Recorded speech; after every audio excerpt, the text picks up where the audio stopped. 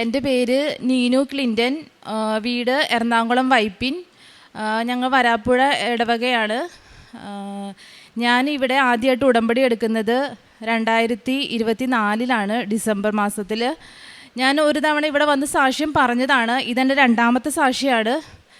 ആദ്യം തന്നെ ദൈവമാതാവിനും തിരുക്കുമാരനും കോടാനുകോടി നന്ദി, എന്നെ രണ്ടാമതൊരു സാക്ഷ്യം പറയാൻ വേണ്ടി ഇവിടെ കൊണ്ടുവന്ന് നിർത്തിയതിന്. എൻ്റെ ആദ്യത്തെ സാക്ഷ്യം എന്ന് പറയണത്, എനിക്കൊരു 5-6 വർഷമായിട്ട് തൈറോയിഡിൻ്റെ പ്രശ്നം ഉണ്ടായിരുന്നു.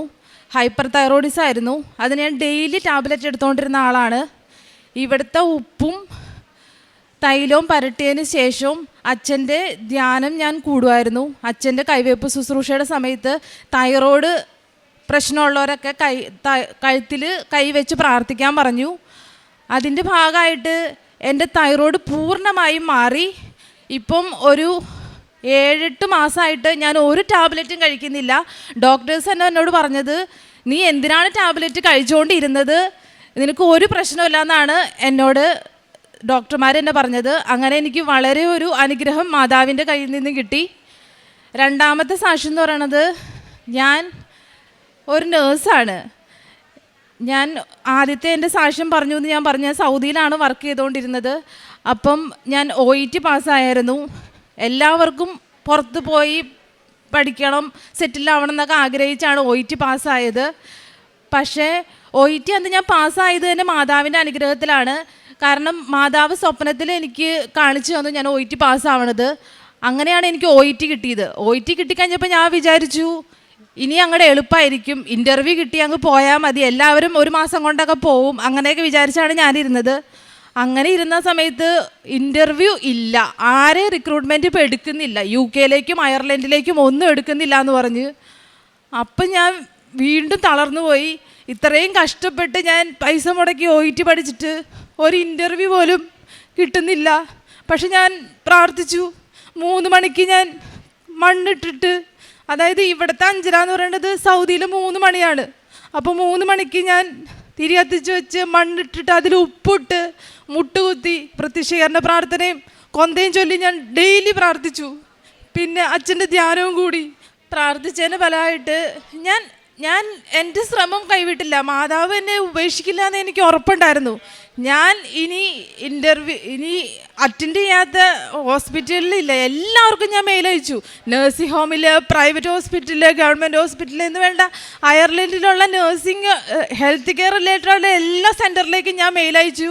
ആരും എനിക്ക് ഒരു റിപ്ലൈയും തന്നില്ല. 2-3 മാസം ഞാൻ പ്രാർത്ഥനയോട് പ്രാർത്ഥനയായിരുന്നു. അങ്ങനെ ഇരിക്കെ ഞാൻ ഡ്യൂട്ടി കഴിഞ്ഞ് ഒരു ദിവസം ഈവനിങ്ങിൽ റൂമിലിരിക്കുമ്പോഴാണ് അയർലൻഡിൽ നിന്ന് എനിക്കൊരു കോള് വരുന്നത്. അതൊരു സ്ത്രീ ആയിരുന്നു. അത് ഞാൻ മാതാവാണെന്നാണ് വിശ്വസിക്കുന്നത്. ഒരു ഏജൻസി അല്ല, ഒന്നുമല്ല. ഒരു സ്ത്രീ എന്നെ വിളിച്ചിട്ട് പറഞ്ഞു, നിങ്ങളെ ഞാനൊരു പ്രീ ഇൻ്റർവ്യൂ ആണ് എടുക്കുന്നത്, ഇന്ന ഹോസ്പിറ്റലല്ലേ വർക്ക് ചെയ്യുന്നത്, നിങ്ങൾക്കൊരു ഇൻ്റർവ്യൂ ഞാൻ തരുന്നുണ്ട്, CPL എന്ന് പറയുന്ന ഏജൻസിക്കാരോട് ഞാൻ പറഞ്ഞിട്ടുണ്ട്, അവർ നിന്നെ കോണ്ടാക്ട് ചെയ്യുന്നതിനോട് പറഞ്ഞു. അങ്ങനെ ഞാൻ ഇൻ്റർവ്യൂവിന് എനിക്ക് ടൈമായി. അവരെനിക്ക് ഏജൻസിയുടെ നമ്പർ തന്നു. അവർ ഫോൺ നമ്പർ ഒന്നും എനിക്ക് തന്നിട്ടില്ല. നമുക്ക് അങ്ങോട്ട് ഒള്ളി മെയിൽ മാത്രമാണ് ചെയ്യാൻ പറ്റുള്ളൂ. അങ്ങനെ എനിക്ക് അവരെന്നെ കോണ്ടാക്ട് ചെയ്തു. ഇന്ന ഡേറ്റിൽ നിനക്ക് ഇൻ്റർവ്യൂ കിട്ടും എന്ന് പറഞ്ഞു. അപ്പം എനിക്ക് 5:30 ഇൻ്റർവ്യൂവിന് ടൈം പറഞ്ഞായിരുന്നത്, വൈകുന്നേരം 5:30. പക്ഷേ എന്നെ ഒരു 3:30 ആയപ്പോൾ അവർ വിളിച്ചിട്ട് പറഞ്ഞു, നീ റെഡിയാണോ, ഞങ്ങളിപ്പോൾ ഇൻ്റർവ്യൂ എടുക്കുമെന്ന് പറഞ്ഞു. അപ്പം എനിക്ക് പെട്ടെന്ന് അവർ വിളിച്ചത് കൊണ്ട് ഒന്നും ചെയ്യാൻ പറ്റിയില്ല. ആകെ ഉണ്ടായിരുന്നത് കൃപാസന മാതാവിൻ്റെ ഉപ്പും ഇത് മാത്രമായിരുന്നു, കാശ് രൂപ മാത്രമായിരുന്നു എൻ്റെ കയ്യിലുണ്ടായിരുന്നത്. ഞാനെന്നിട്ട് ഈ കാശ് രൂപ എടുത്ത് ഇതിന് പുറത്തിട്ടു. ഇൻ്റർവ്യൂ എടുക്കുന്ന ആൾ കാശ് രൂപം കണ്ടിട്ടെങ്കിലും എന്നെ പാസ്സാകട്ടെ എന്ന് വിചാരിച്ച്. എന്നിട്ട് ഉപ്പ് ഞാൻ കയ്യെ പിടിച്ചുകൊണ്ട് ഇൻ്റർവ്യൂ അറ്റൻഡ് ചെയ്തു. ഭയങ്കര ടഫായിരുന്നു. എന്താ പറഞ്ഞതുപോലെ എനിക്കറിയത്തില്ല. പക്ഷേ ദൈവമാതാവ് എനിക്ക് ആ ഇൻ്റർവ്യൂ പാസ്സാക്കി തന്നു. ഞാൻ ഇത്രയും പ്രാർത്ഥിച്ചതിന് ഫലമായിട്ട് ഇപ്പം 2 മാസം കൊണ്ട് എനിക്ക് എല്ലാ പ്രോസസ്സിങ്ങും കഴിഞ്ഞു. ഞാൻ റിസൈൻ ചെയ്ത് വന്നു. ഈ ആഗസ്റ്റ് 26 ഞാൻ അയർലൻഡിൽ പോവുകയാണ്. ഞാൻ വിസയായിട്ടാണ് ഇവിടെ വന്നത്. മാതാവ് എന്ന് എനിക്ക് അനുഗ്രഹം എല്ലാവരോടും പറയണം. കാരണം OET എഴുതി കഷ്ടപ്പെട്ട് OET എഴുതി ഒരു സ്ഥലത്ത് പോകാൻ ആഗ്രഹിച്ചിരിക്കുന്ന ഒരുപാട് പേരുണ്ട്. നമ്മുടെ കഴിവും കൊണ്ടൊന്നുമല്ല. എൻ്റെ ഹോസ്പിറ്റലിൽ തന്നെ എൻ്റെ ഫ്രണ്ട്സിന് തന്നെ ഒരുപാട് പേർക്ക് OIT എഴുതി കിട്ടിയിട്ടുണ്ട്.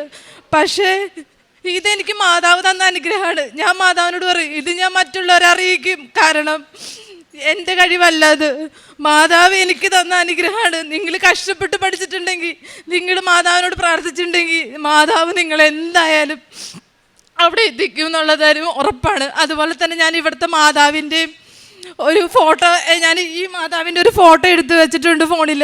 അതും എനിക്ക് പോകേണ്ട അയർലൻഡിൻ്റെ ഒരു ഫോട്ടോ ഉണ്ട്, എനിക്ക് ഇഷ്ടപ്പെട്ടൊരു ഫോട്ടോ.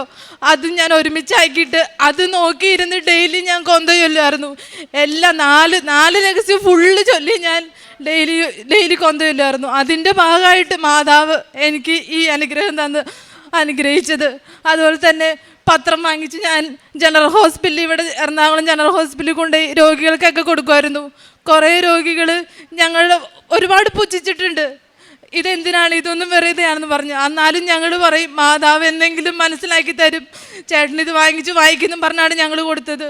അതുപോലെ തന്നെ പൊതിച്ചോറുണ്ടാക്കി റോഡ് അരികിലൊക്കെ ആരും ഇല്ലാണ്ടൊക്കെ ഇരിക്കുന്ന രോഗികളുള്ള ആൾക്കാരൊക്കെ കൊണ്ടുപോയി കൊടുക്കുമായിരുന്നു. മഴ പെയ്ത് നനഞ്ഞിട്ട് പോലും ഞാനും ഹസ്ബൻഡും കൂടെ 2 വീലറിൽ പോയി പൊതിച്ചോറ് കൊടുത്ത് അവരെ സഹായിക്കുമായിരുന്നു.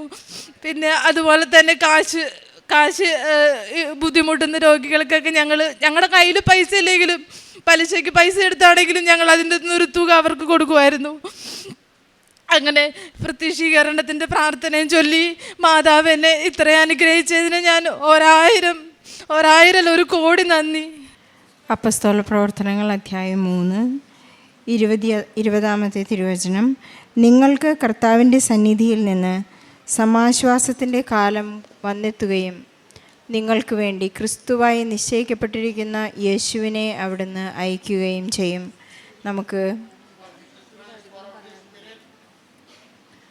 ഉടമ്പടിയിൽ ആയിരിക്കുമ്പോൾ പ്രത്യക്ഷീകരണത്തിൻ്റെ സാക്ഷിയാക്കി മാറ്റണമേ എന്ന് ഇവിടെ നീനു വളരെ ആത്മാർത്ഥമായി ഈശോയോട് പ്രാർത്ഥിക്കുകയും അതിൻ്റെ ഫലമായി ഒരു സാക്ഷ്യം നീനുവിടെ ഓൾറെഡി പറഞ്ഞതാണ്. പരിശുദ്ധ അമ്മയുടെ മാധ്യസ്ഥം ഈ മകൾക്ക് ഒരുപാടുണ്ടായിരുന്നു. പരിശുദ്ധ അമ്മയുടെ സാന്നിധ്യം ലഭിച്ച ഒരു മകളാണ്. നീനു വളരെ സങ്കടപ്പെട്ട് ഇവിടെ വന്ന് പ്രാർത്ഥിച്ച് OIT പാസ്സായി കഴിഞ്ഞപ്പോൾ നമ്മളോട് ജോസഫ് അച്ഛൻ പറയാറുണ്ട്, ആദ്യം നിങ്ങൾ ഉടമ്പടി എടുക്കുമ്പോൾ വളരെ പെട്ടെന്ന് നിങ്ങൾക്ക് കാര്യങ്ങൾ പരിശുദ്ധാമ്മ നടത്തി തരുമ്പോൾ അത് ഇൻസെൻറ്റീവായി നമുക്ക് തരുന്ന ആദ്യത്തെ സമ്മാനമായിരിക്കും. അതോടുകൂടി നമ്മൾ വിചാരിക്കരുത് നമ്മുടെ എല്ലാ കാര്യങ്ങളും ഉടമ്പടി എടുത്ത് പേപ്പർ നമ്മുടെ കയ്യിലുണ്ട്, കാശ് രൂപ നമ്മുടെ കയ്യിലുണ്ടെങ്കിൽ നമ്മുടെ എല്ലാ കാര്യങ്ങളും സാധിച്ചു എന്ന് നിങ്ങൾ വിചാരിക്കരുതെന്ന് ജോസഫ് അച്ഛൻ നമ്മളെപ്പോഴും ഓർമ്മിപ്പിക്കാറുണ്ട്. നമുക്ക് ആ ഓർമ്മപ്പെടുത്തൽ കാര്യമായി തന്നെ പരിഗണിക്കാം. അല്ലെങ്കിൽ ഉടമ്പടിയിലായിരിക്കുമ്പോൾ ഉടമ്പടി എടുക്കുന്നത് ഒരു 3 മാസത്തെ കാര്യസാധ്യതയ്ക്ക് വേണ്ടിയല്ല എന്ന് നാം എപ്പോഴും ഓർത്തിരിക്കേണ്ടതാണ്. പലർക്കും പറ്റുന്ന ഒരു വലിയ മിസ്റ്റേക്ക് അതാണ്. 3 മാസക്കാലത്തെ കാര്യമല്ലേ, എനിക്ക് ആവശ്യമുള്ള കാര്യങ്ങളെല്ലാം, അത്യാവശ്യമുള്ള കാര്യങ്ങളെല്ലാം പരിശുദ്ധ അമ്മ തന്നു കഴിഞ്ഞല്ലോ, ബൈ എന്ന് പറയുന്നതല്ല ഉടമ്പടി. ഇത് നിത്യതയോളം നാം പരിശുദ്ധ അമ്മയുടെ കൂടെ ഈശോയോട് ചേർന്ന് നിൽക്കാനുള്ള ഒരു വലിയ ജീവിത പദ്ധതിയാണ്. നമുക്കറിയാം, നമ്മുടെ ഉടമ്പടി എടുത്തു കഴിയുമ്പോൾ നമ്മുടെ ജീവിത ലൈഫ് സ്റ്റൈൽ തന്നെ ഒരുപാട് മാറുന്നതായിട്ട് നമുക്കറിയാം.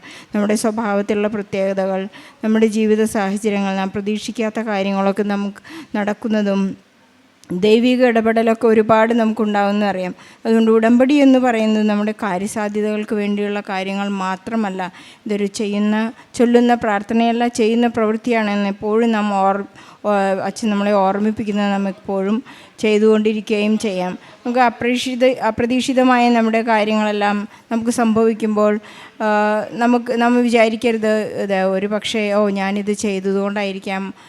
അച്ഛൻ ഇന്ന് കുർബാനയിൽ നമ്മോട് സന്ദേശം പറയുകയായിരുന്നു. സെർമൺ പറയുന്ന സമയത്ത് അച്ഛൻ പറയുകയായിരുന്നു, ചിലരെല്ലാം ആദ്യത്തെ ഉടമ്പടിയിൽ കിട്ടുന്ന എല്ലാ കാര്യങ്ങളും വീട്ടിൽ പോയി ഇവിടെ വന്ന് സാക്ഷ്യം പറഞ്ഞ് വീട്ടിൽ പോയി പറയും ഇതെൻ്റെ കഴിവുകൊണ്ടാണ്. അതെല്ലാം ഒരു ഡൈപ്പ് കേസായിട്ടാണ് നമുക്ക് മനസ്സിലാക്കുന്നത്. ഇവിടെ നീനു വളരെ ആത്മാർത്ഥമായി തൻ്റെ ആദ്യത്തെ ഉടമ്പടിക്ക് ശേഷം ഇൻസെൻറ്റീവായി കിട്ടിയ OIT പാസ്സായി കിട്ടിയ അനുഗ്രഹത്തിന് ശേഷം തൻ്റെ വിസയ്ക്ക് വേണ്ടി വളരെയധികം ആത്മാർത്ഥമായിട്ട് പ്രാർത്ഥിക്കുകയായിരുന്നു. അങ്ങനെ മകൾക്ക് ലഭിച്ചത് അയർലൻഡ് സ്കോറാണ്. അച്ഛൻ നമ്മെ ഓർമ്മിപ്പിക്കുന്നത് പോലെ ഈശോയ്ക്ക് എന്നോട് സ്നേഹമുണ്ട്, എനിക്ക് ഈശോയുടെ സ്നേഹമുണ്ട്, എനിക്ക് ഈശോയുടെ സ്നേഹമുണ്ടെന്ന് ഈശോയ്ക്ക് തോന്നണം, ദൈവത്തിനത് മനസ്സിലാകണം എന്ന് അച്ഛൻ നമ്മെ ഓർമ്മിപ്പിക്കുന്നുണ്ട്. ഈ മകൾ വളരെ ആത്മാർത്ഥമായി തന്നെ മണ്ണിൽ ഉപ്പ് മിക്സ് ചെയ്ത് മുട്ടുകുത്തി വളരെയധികം നേരം തിരികത്തിച്ചൊക്കെ പ്രാർത്ഥിക്കുന്ന ഒരു വലിയ പ്രാർത്ഥനാ പദ്ധതി സ്വയം കണ്ടുപിടിക്കുക. ഇതൊന്നും ആരും പറഞ്ഞിട്ടുള്ളതല്ല എങ്ങനെ പ്രാർത്ഥിക്കണമെന്ന്. ഈശോയെ സ്നേഹിക്കുന്ന ഓരോരുത്തരുടെ പലതരത്തിലുള്ള പ്രകടനങ്ങളാണ്. പരിശുദ്ധ അമ്മയ്ക്ക് നമുക്ക് നന്ദി പറയാം. നമുക്കെപ്പോഴും സുവിശേഷത്തിലൂടെ സഞ്ചരിക്കാം. ഇപ്പോൾ നമ്മൾ സുവിശേഷം വായിക്കുമ്പോൾ ഈശോ എന്നോട് സംസാരിക്കുന്നത് എന്താണ്? പരിശുദ്ധ അമ്മ നമ്മെ എപ്പോഴും ഓർമ്മിപ്പിക്കുന്നുണ്ട്, അവൻ പറയുന്നത് പോലെ ചെയ്യുക എന്ന്. ആദ്യത്തെ സാക്ഷ്യത്തിന് ശേഷം ഈ മകൾ ഈശോ പറയുന്നത് പോലെ ചെയ്തതുകൊണ്ടാണ് വളരെ പരിശുദ്ധ അമ്മയ്ക്ക് വളരെ പെട്ടെന്ന് ഇടപെടാനായിട്ട് സാധിച്ചത്.